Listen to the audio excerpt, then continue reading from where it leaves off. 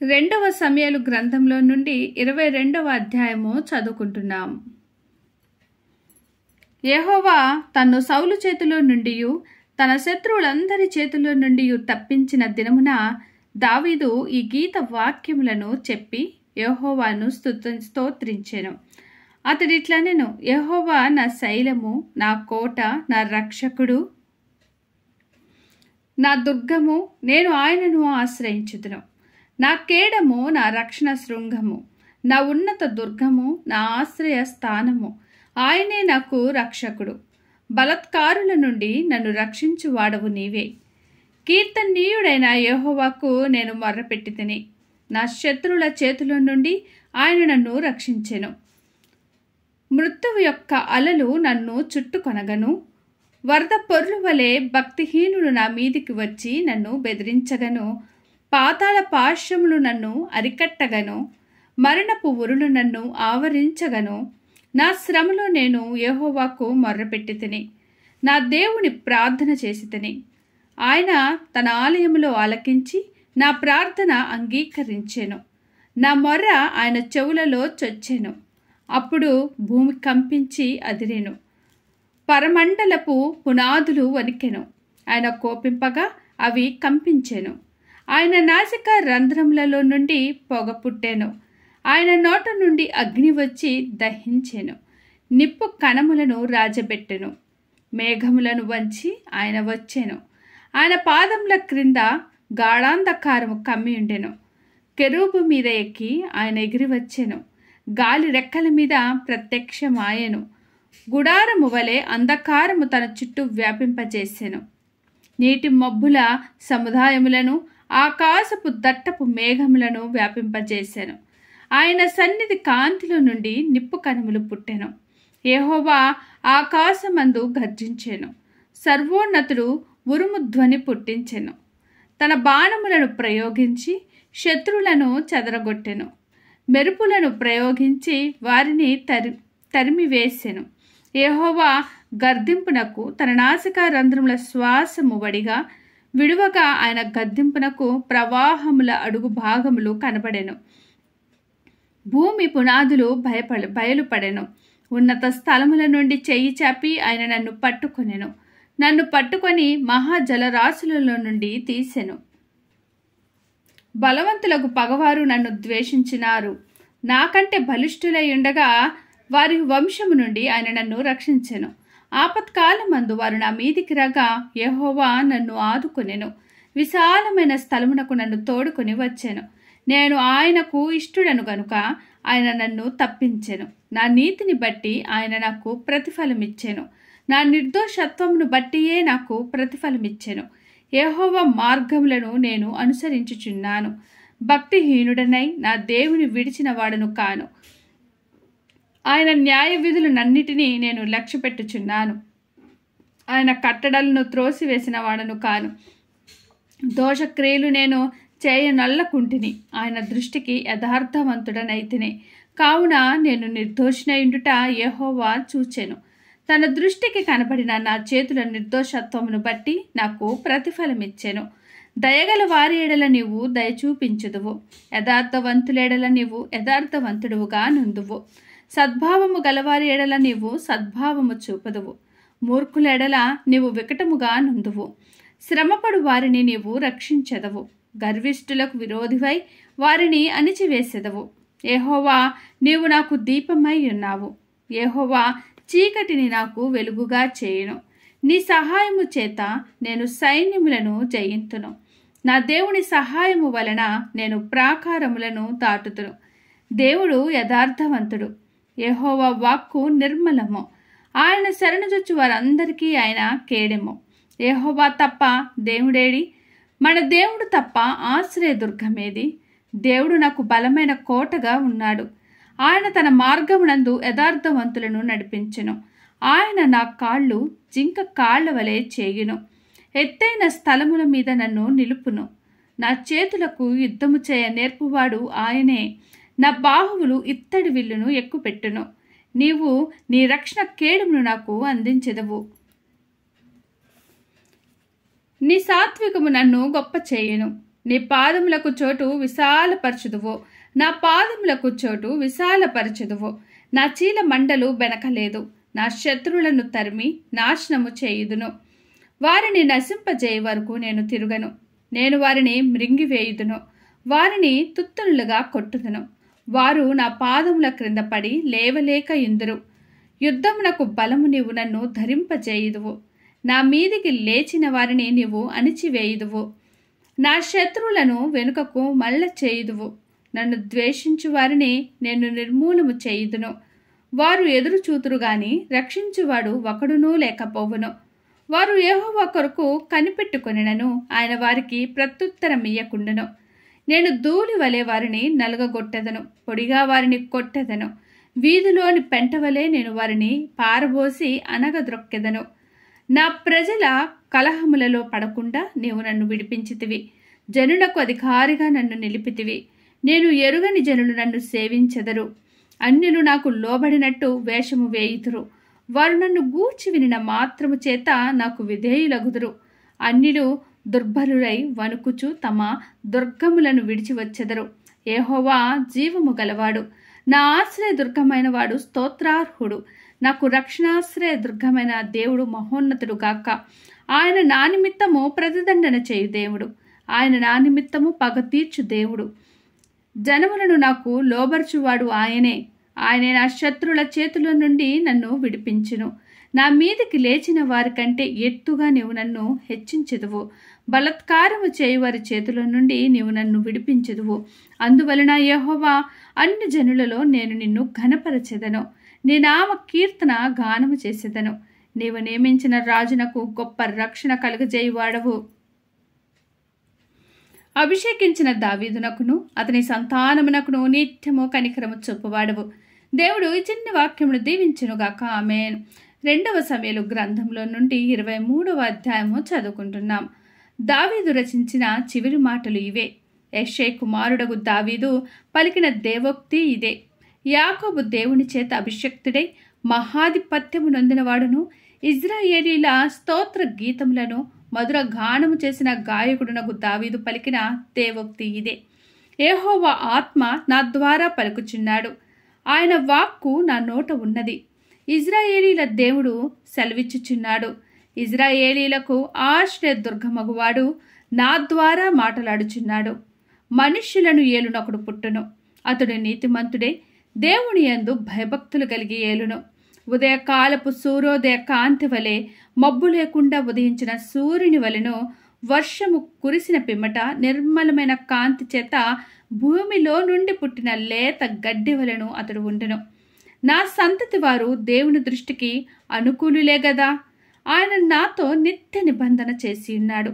ఆయన నిబంధన సర్వ సంపూర్ణమైన నిబంధనే. అది స్థిరమాయను, దేవునికి పూర్ణానుకూలము. అది నాకు అనుగ్రహింపబడిన రక్షణార్థమైనది. నిశ్చయముగా ఆయన దానిని నెరవేర్చును. ఒకడు ముండ్లను చేత పట్టుకొనుటకు భయపడినట్లు దుర్మార్గులు విసర్జింపబడుదురు.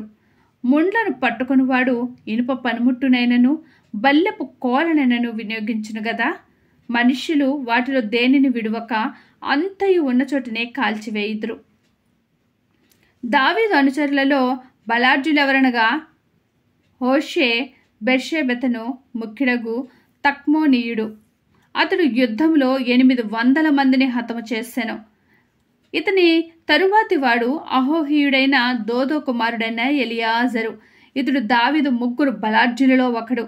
యుద్ధమునకు కూడి వచ్చిన ఫిలిష్తీయులు ఇజ్రాయేలీయులను తిరస్కరించి ఢీకుని వచ్చినప్పుడు ఇజ్రాయేలీయులు వెళ్ళిపోగా ఇతడు లేచి చేయి తిమ్మిరిగొని కత్తి దానికి అంటుకొని పోవు వరకు ఫిలిష్తీయులను హతము చేయుచు వచ్చెను. ఆ దినమున యెహోవా ఇజ్రాయేలీలకు గొప్ప రక్షణ కలుగజేసెను.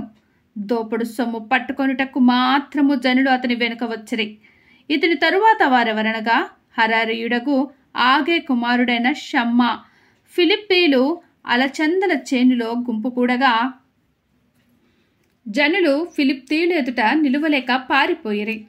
అప్పుడితడు ఆ చేని మధ్యను నిలిచి ఫిలిష్తీయులు దాని మీదికి రాకుండా వారిని వెళ్ళగొట్టి వారిని హతము చేయుట వలన యెహోవా ఇజ్రాయేలీలకు గొప్ప రక్షణ కలుగజేసెను.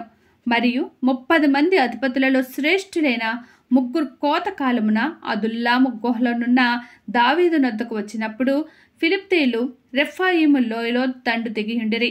దావీదు దుర్గంలో నుండెను. ఫిలిష్తీయుల దండు కావలి వారు బెత్లెహేములో ఉండిరి. దావీదు బెత్లెహేము గవని దగ్గరనున్న బావి నీళ్లు ఎవడైనను నాకు తెచ్చి ఇచ్చినెడలా ఎంతో సంతోషించదనని అధికారితో పలుకగా, ఆ 3 బలాఢ్యులు ఫిలిష్తీయుల దండు కావలి వారిని ఓడించి దారి చేసుకొని పోయి బెత్లెహేము గవని దగ్గరనున్న బావి నీళ్లు చేది దావీదు నొద్దకు తీసుకొని వచ్చిరి. అయితే అతడు ఆ నీళ్లు త్రాగుటకు మనస్సు లేక యెహోవా సన్నిధిని పారబోసి, యెహోవా, నేనివి త్రాగను, ప్రాణమునకు తెగించి పోయి తెచ్చిన వారి చేతి నీళ్లు త్రాగుదునా అని చెప్పి త్రాగునొల్లకుండెను. ఆ 3 బలాఢ్యులు ఈ కార్యములు చేసిరి. సెరూయా కుమారుడగు యోవాబు సహోదరుడునైన అబిషై అను అనుచరులలో ముఖ్యుడు. ఇతడొక యుద్ధంలో 300 మందిని హతము చేసి వారి మీద తన ఈటెను వాడించెను. ఇతడు ఆ 3 పేరు పొందినవాడు. ఇతడు ఆ 30 మందిలో ఘనుడై వారికి అధిపతి ఆయను గాని మొదటి 3 సమానుడు కాకపోయాను. మరియు కబ్సెయేలు ఊరివాడైన క్రీల చేత ఘనత నొందిన ఒక పరాక్రమశాలికి పుట్టిన యెహోయూదా కుమారుడైన బెనయా అన్నొకడు ఉండెను. ఇతడు మోయాబీయుల సంబంధులకు ఆ 2 శూరులను హతము చేసెను. మరియు మంచు కాలమున బయలువెడలి బావిలో దాగిన ఒక సింహమును చంపివేశెను. ఇంకను అతడు సౌందర్యవంతుడైన ఒక ఐగుప్తీయుని చంపెను. ఈ ఐగుప్తీయుని చేతిలో ఈటెయుండగా బెనాయా దుడ్డు కర్ర తీసుకొని వాని మీదికి పోయి వాని చేతిలోని ఈటెను ఊడదీసి ఊడలాగి దానితోనే వాని చంపెను. ఈ కార్యములు యెహోయూదా కుమారుడైన బెనయా చేసినందున ఆ 3 బలాఢ్యుల్లో అతడు పేరు పొంది ఆ 30 మందిలో ఘనుడాయను. అయినను మొదటి 3 సమానుడు కాకపోయెను. దావీదు ఇతనిని తన సభ్యులలో ఒకనిగా నియమించెను. ఆ 30 మంది ఎవరనగా యోవాబు సహోదరులైన ఆషాయేలు, బెత్లెహేమీయుడగు దేదో కుమారుడైన ఎల్హానాను, హరోదీయుడైన షమ్మ, హరోదీయుడైన ఎలీకా, పత్తీయుడైన హెలెక్సు, తెకోవీయుడగు ఎక్కేషు కుమారుడైన ఈరా, అనోతోతీయుడైన అబియెజరు, హూషాతీయుడైన మొబబ్నై, అహోహీయుడైన సల్మోను, నెటోపాతీయుడైన మహారై, నెటోపాతీయుడైన బయానాకు పుట్టిన హేలెబు, బెన్యామీయుల గిబియాలో పుట్టిన రీబై కుమారుడైన గిత్తయి, పిరాతోనీయుడైన బెనాయా, గాయషుయాల నడుమ నివసించు హిద్దయి, అర్బాతీయుడైన అబియాల్ భోమా, బర్హుమీయుడైన అజ్మావెతు, షల్బోనీయుడైన ఎల్హబ్బా, యషేను యొక్క కుమారులలో యోనాతాను, హరారీయుడైన షమ్మ, హరారీయుడైన షారారునకు పుట్టిన అహ్యాము, మయకాతీయునికి పుట్టిన హసబ్బయి కుమారుడైన ఎలిపేలెటు, గిలోనీయుడైన అహితోపేలు కుమారుడగు ఎలియాబు, కర్మేతీయుడైన హెస్రై, హర్బీయుడైన పయరై, శోభావాడగు నాతాను యొక్క కుమారుడైన ఇగాలు, గాదుయుడైన బాని, అమ్మోనీయుడైన జెలెకు, బెయరోతీయుడైన నహరై. ఇతడు సెరూయా కుమారుడగు యోవాబు యొక్క ఆయుధములను మోయువాడై ఉండెను. ఇత్రీయుడైన ఈరా, ఇత్రీయుడైన గారేబు, హిత్తీయుడైన ఊరియా, వారందరూ 37. దేవుడు ఈ చిన్ని వాక్యమును దీవించునుగాక. ఆమేన్. 2 సమూయేలు గ్రంథంలో నుండి చివరి అధ్యాయము 24వ అధ్యాయము చదువుకుంటున్నాం. ఇంకొక మారు యెహోవా కోపము ఇజ్రాయేలీయుల మీద రగులు కొనగా ఆయన దావీదును వారి మీదకు ప్రేరేపణ చేసి, నీవు పోయి ఇజ్రాయేలు వారిని యూదా వారిని లెక్కించుమని అతనికి ఆజ్ఞ ఇచ్చెను. అందుకు రాజు తన యొద్దనున్న సైన్యాధిపతి అయిన యోవాబును పిలిచి, జనసంఖ్య ఎంతైనది నాకు గలందులకై దాను మొదలుకొని బెర్షెబా వరకు ఇజ్రాయేలు గోత్రములలో నీవు సంచారము చేసి వారిని లెక్కించమని ఆజ్ఞేయగా, యోవాబు, జనుల సంఖ్య ఎంతున్నను నా ఏలిన వాడవును రాజునకు నీవు బ్రతికి ఉండగానే దేవుడైన యెహోవా దానిని 100 ఎక్కువ చేయను గదా గాక ఎక్కువ చేయనుగాక. నా ఏలిన వాడవును రాజునకు నీకు ఈ కోరిక ఏల పుట్టినను ఆయనను రాజు యోవాబునకును సైన్యాధిపతులకు గట్టి ఆజ్ఞ ఇచ్చిండుటిచే యోవాబును సైన్యాధిపతులను ఇజ్రాయేలుల సంఖ్య చూచుటకై రాజు సముఖము నుండి బయలువెళ్లి యోర్దాను నది దాటి యాజారు తట్టున గాదులోయ మధ్య నుండి పట్టణపుక్కుడు పార్శ్వమునున్న అరోయేరులో దిగి అక్కడ నుండి గిలాదునకును తప్తేహోద్ది దేశమునకును వచ్చిరి. తరువాత దానయానుకును పోయి తిరిగి సీదోకునకు వచ్చిరి. అక్కడ నుండి ఉరుజగల తూరు పట్టణమునకును హివ్వీల యొక్కయు కానానీయుల యొక్కయు పట్టణములన్నిటినీ వచ్చి యూదా దేశపు దక్షిణ దిక్కునున్న బెహర్షబా వరకు సంచరించిరి. ఈ ప్రకారము వారు దేశం అంతయు సంచరించి 9 నెలల 20 దినములకు తిరిగి యెరూషలేమునకు వచ్చిరి. అప్పుడు యోవాబు జనసంఖ్య వెరసి రాజునకు అప్పగించెను. ఇజ్రాయేలు వారిలో కత్తి దూయగల 8 లక్షల మంది యోధులుండిరి. యూదా వారిలో 5 లక్షల మంది ఉండిరి. జనసంఖ్య చూచినందుకై దావీదు మనసు కొట్టుకొనగా అతడు, నేను చేసిన పని వలన గొప్ప అపాయము కట్టుకొంటిని. నేను ఎంతో అవివేకినై దాన్ని చేసి తిని. యెహోవా కరుణయించి నీ దాసుడైన నా దోషమును పరిహరింపమని యెహోవాతో మనవి చేయగా, ఉదయమున దావీదు లేచినప్పుడు దావీదునకు దీర్ఘదర్శియగు గాదునకు యెహోవా వాక్కు ప్రత్యక్షమై ఇలాగు సెలవిచ్చెను.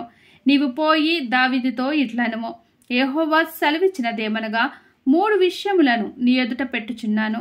వాటిలో ఒక దానిని నీవు కోరుకుని నేడలా నేనది నీ మీదికి రప్పించెదను. కావున గాదు దావీదునొద్దకు వచ్చి ఇట్లని సంగతి తెలియజెప్పెను. నీవు నీ దేశమందు 7 సంవత్సరములు క్షామము కలుగుటకు ఒప్పుకొందువా? నిన్ను తరుముచున్న నీ శత్రువుల ఎదుట నిలువలేక నీవు 3 నెలలు పారిపోటకు ఒప్పుకొందువా? నీ దేశమందు 3 దినములు తెగులు రేగుటకు ఒప్పుకొందువా? యోచన చేసి నన్ను పంపిన వానికి సెలవీయవలసిన ఉత్తరము నిశ్చయించి తెలియజెప్పమనెను. అందుకు దావీదు, నాకేమీ తోచుకున్నది, గొప్ప చిక్కులలో ఉన్నాను. యెహోవా బహువాత్సల్యము గలవాడు గనుక మనుష్యుని చేతిలో పడకుండా యెహోవా చేతులను పడదుము గాక అని గాదుతో నేను. అందుకు యెహోవా ఇజ్రాయేలుల మీదికి తెగులు రప్పించగా ఆ దినము ఉదయం మొదలుకొని సమాజ కూటపు వేళ వరకు అది జరుగుచుండెను. అందుచేత దాని నుండి బెహర్షబా వరకు 70,000 మంది మృతునందిరి. అయితే దూత యెరూషలేము పైన హస్తము చాపి నాశనము చేయబోయినప్పుడు యెహోవా ఆ కీడును గూర్చి సంతాపం పొంది, అంతే చాలును, నీ చేయి తీయమని జనులను నాశనము చేయ దూతకు ఆజ్ఞ ఇచ్చెను. యెహోవా దూత యెబూసీయుడైన అరోనా యొక్క కళ్ళము దగ్గర ఉండగా దావీదు జనులను నాశనము చేసిన దూతను కనుగొని యెహోవాను ఇలాగూ ప్రార్థించెను, చిత్తగించుము, పాపము చేసిన వాడును నేనే, దుర్మార్గుడుగా ప్రవర్తించిన వాడును నేనే. గొర్రెల వంటి వీరేమి చేసిరి, నన్నును నా తండ్రి ఇంటి వారిని శిక్షించుము. ఆ దినమున గాదు దావీదునొద్దకు వచ్చి, నీవు పోయి యెబూసీయుడైన అరోనా యొక్క కళ్ళములో యెహోవా నామమున ఒక బలిపీఠము కట్టించుమని అతనితో చెప్పగా, దావీదు గాదు చేత యెహోవా ఇచ్చిన ఆజ్ఞల చొప్పున పోయెను. అరోనా రాజును అతని సేవకులను తన దాపునకు వచ్చుట చూచి బయలుదేరి రాజునకు సాష్టాంగ నమస్కారము చేసి, నా ఏలిన వాడవును రాజునగు నీవు నీ దాసుని నా యొద్దకు వచ్చిన నిమిత్తమేమని అడుగగా, దావీదు, ఈ తెగులు మనుష్యులకు తగులకుండా నిలిచిపోవునట్లు యెహోవా నామమున ఒక బలిపీఠము కట్టించుటకై నీ యొద్ద ఈ కళ్ళమును కొనవలనని వచ్చి తినెను. అందుకు అరోనా, నా ఏలిన వాడవగు నీవు చూచి ఏది నీకు అనుకూలమో దానిని తీసుకుని బలి అర్పించుము, చిత్తగించుము. దహన బలికి ఎడ్లున్నవి, నూర్చుకర్ర సామానులు కట్టెలుగా అక్కరకు వచ్చును. రాజా, ఇవన్నీ అరోనాను నేను రాజునకు ఇచ్చుచున్నానని చెప్పి నీ దేవుడైన యెహోవా నిన్ను అంగీకరించును గాక అని రాజుతో అనగా, రాజు, నేను అలాగూ తీసుకొనెను, వెల ఇచ్చి నీ యొద్ద కొందును, వెల ఇయ్యక నేను తీసుకొనిన దానిని నా దేవుడైన యెహోవాకు దహన బలిగా అర్పించినని అరోనాతో చెప్పి ఆ కళ్ళమును ఎడ్లను 50 తులముల వెండికి కొనెను. అక్కడ దావీదు యెహోవా నామమున ఒక బలిపీఠము కట్టించి దహన బలులను సమాధాన బలులను అర్పించెను. యెహోవా దేశము కొరకు చేయబడిన విజ్ఞాపనను ఆలకింపగా ఆ తెగులు ఆగి ఇజ్రాయేలీయులను విడిచిపోయెను. దేవుడు ఈ చిన్ని వాక్యమును దీవించునుగాక. ఆమేన్. ఈ రోజుతో మన 2వ సమూయేలు గ్రంథము చదవటం పూర్తయిపోయినదండి. కేవలం దేవునికి మహిమ కలుగునుగాక. ఆమేన్. నేను ఈ బైబిల్ రీడింగ్ చదువుతున్నాను, ఈ బైబిల్ ఇలా చదువుతున్నా అంటే కేవలం దేవుని కృప మాత్రమేనండి. నాదంటూ ఇందులో ఏమీ లేదు. దేవుని చిత్త ప్రకారం నేను నడుస్తున్నాను. ఇది కేవలం దేవుని చిత్తమైనది నేను బైబిల్ చదవడం అనేది. ప్లీజ్ లైక్ చేయండి, షేర్ చేయండి, సబ్స్క్రైబ్ చేయండి. మీ లైక్, సబ్స్క్రైబ్ అనేది చాలా చాలా నాకు అవసరం. ఎందుకంటే ఎవరైనా చూసే వాళ్ళకి ఇది షేర్ అవుతుంది, వాళ్ళు చూడగలరని నేను ఆశిస్తున్నాను. ఎవరైనా బైబిల్ చదవలేరు అంటే కనీసం వింటారు. దేవుడు నాకు ఈ అద్భుతమైన అవకాశం ఇచ్చినందుకు దేవునికి ప్రత్యేకమైన కృతజ్ఞతలు తెలియజేసుకుంటున్నాను. రేపటి నుంచి క్రొత్త అధ్యాయం మరలా చదవడం అనేది స్టార్ట్ చేస్తాను. రాజుల గ్రంథం మొదటి అధ్యాయము రేపు నుంచి చదవడం అనేది ప్రారంభం అవుతుందండి. ప్లీజ్ లైక్ చేయండి, షేర్ చేయండి, సబ్స్క్రైబ్ చేయండి. దేవుడు మనందరికీ తోడైండును గాక. ఆమేన్.